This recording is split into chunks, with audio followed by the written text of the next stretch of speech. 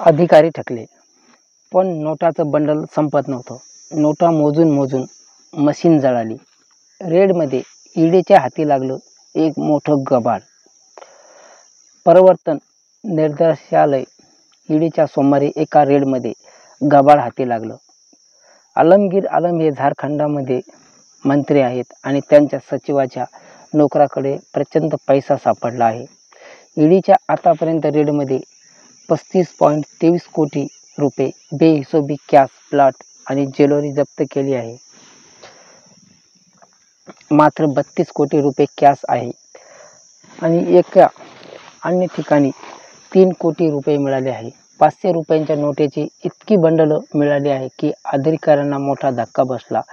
कडेकोट सुरक्षा बंदोबस्तात ईडीचे 7 अधिकारी या नोटाची मोजणी करत होते. सकाळपासून या नोटाची ही मोजणी रात्री उशिरापर्यंत सुरू होती.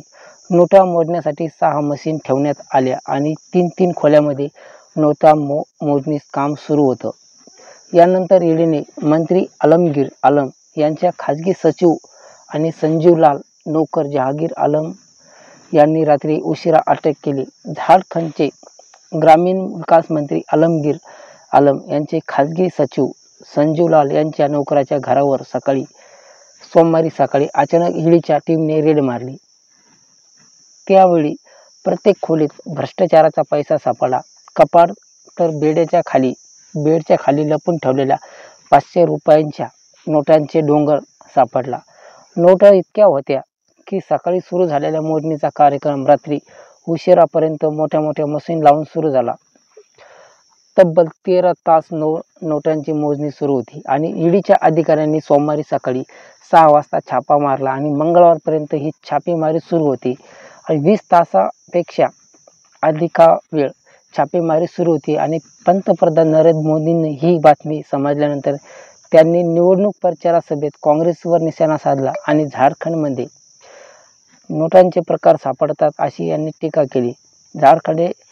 झारखंडमध्ये आलमगीर आलम काँग्रेसचे नेते आहे आणि आघाडी सरकारमध्ये काँग्रेसच्या कोट्यामधून ते मंत्री आहेत. सचिवाच्या नोकराच्या घरात मिळालेल्या नोटांच्या या बंडलाचं कनेक्शन मंत्र्यासोबत आहे असं भाजपने आरोप केला आहे.